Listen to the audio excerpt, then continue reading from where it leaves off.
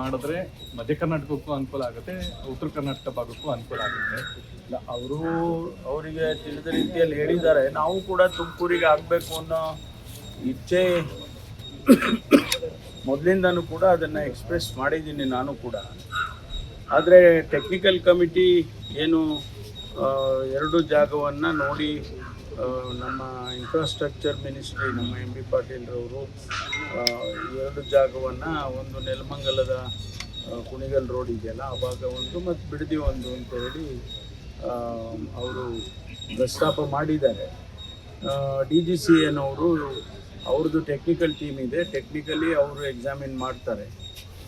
ನಮಗೆ ತುಮಕೂರಿಗಾದರೆ ಭಾಳ ಒಳ್ಳೆಯದಲ್ಲ, ಯಾಕೆಂದರೆ ಒಂದು ಸುಮಾರು 18-20 ಜಿಲ್ಲೆಗಳಿಂದ ತುಮಕೂರು ಪಾಸ್ ಆಗುತ್ತೆ, ಅವರಿಗೆಲ್ಲ ಅನುಕೂಲ ಆಗುತ್ತೆ ಅನ್ನೋದು ಒಂದು ನಮ್ಮ ಆರ್ಗ್ಯುಮೆಂಟು. ಎರಡನೇದು ಇನ್ನೊಂದು ಸ್ವಲ್ಪ ಇಂಟರ್ನ್ಯಾಷನಲ್ ಏರ್ಪೋರ್ಟ್ ಈಗೇನಿದೆ ಆ ಲೈನ್ನಲ್ಲೇ ಅದು ಬರ್ಬೋದೇನೋ ಅಂತ, ಅದು ಟೆಕ್ನಿಕಲ್ ಇದಕ್ಕೆ ಬಿಟ್ಟಿದ್ದು. ತುಮಕೂರಿಗೆ ಖಂಡಿತವಾಗಿ ತುಮಕೂರಿಗಾದರೆ ನನಗೆ ಭಾಳ ಸಂತೋಷನ ಆಗುತ್ತೆ.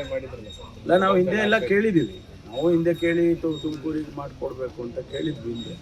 ಆಮೇಲೆ ಅವರು ಟೆಕ್ನಿಕಲ್ ಟೀಮು ಯಾವುದೋ ಒಂದು ಕಮಿಟಿ ಮಾಡಿದ್ರಲ್ಲ, ಅವರು ಆ ಎರಡು ಜಾಗವನ್ನು ರೆಕಮೆಂಡ್ ಮಾಡಿದ್ದಾರೆ ಅಂತ. ಸರ್ಕಾರ ಅಂತಿಮವಾಗಿ ಏನು ತೀರ್ಮಾನ ತಗೊಳುತ್ತೆ ನೋಡೋಣ.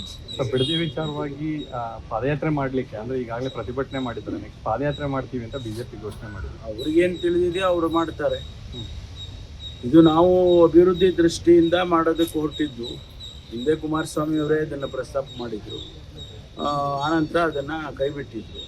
ಮತ್ತು ತಿರುಗಿ ಒಂದು ಸಿಸ್ಟಮ್ಯಾಟಿಕ್ ಆಗಿ ಮಾಡಬೇಕು ಅಂತೇಳಿ ಈಗಿನ ಮುಖ್ಯಮಂತ್ರಿಗಳು ಶಿವಕುಮಾರ್ ಅವರು ಈಗ ಅದನ್ನು ತೆಗೆದುಕೊಂಡಿದ್ದಾರೆ. ಮೊದಲೇ ಹಿಂದೆ ನಾನು ಸಿದ್ದರಾಮಯ್ಯನವರು ಇದ್ದಾಗಲೇ ಕ್ಯಾಬಿನೆಟಲ್ಲಿ ಅದನ್ನು ಅಪ್ರೂವ್ ಮಾಡಿಸ್ಕೊಂಡಿದ್ರು. ಈಗ ಅದನ್ನು ಇಂಪ್ಲಿಮೆಂಟ್ ಮಾಡೋದಕ್ಕೆ ಪ್ರಯತ್ನ ಮಾಡೋವಂಥದ್ದು. ಹಾಗಾಗಿ ಅವರು ಭಾಳ ಸ್ಪಷ್ಟವಾಗಿ ಮುಖ್ಯಮಂತ್ರಿಗಳು ಹೇಳಿರೋದು, ನಾವು ಯಾರನ್ನೂ ಒತ್ತಾಯ ಮಾಡೋದಿಲ್ಲ, ವಾಲಂಟಿಯರ್ ಆಗಿ ಕೊಡಿ ಅಂತ ಹೇಳಿ ಕೇಳ್ತಾ ಇದ್ದೀವಿ, ಮನವೊಲಿಸೋದಕ್ಕೆ ಪ್ರಯತ್ನ ಮಾಡ್ತೀವಿ ಅಂಥೇಳಿ ಅವರು ಸ್ಪಷ್ಟವಾಗಿ ಹೇಳಿದ್ದಾರೆ.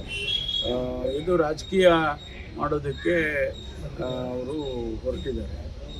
ರಾಜಕೀಯದ್ದು ಇಂಥದಕ್ಕೆಲ್ಲ ಅಭಿವೃದ್ಧಿ ದೃಷ್ಟಿಯಿಂದ ನೋಡಬೇಕು ವಿನಃ ರಾಜಕೀಯ ದೃಷ್ಟಿಯಿಂದ ನೋಡಬಾರ್ದು. ಸರ್, ವಿಳಂಬ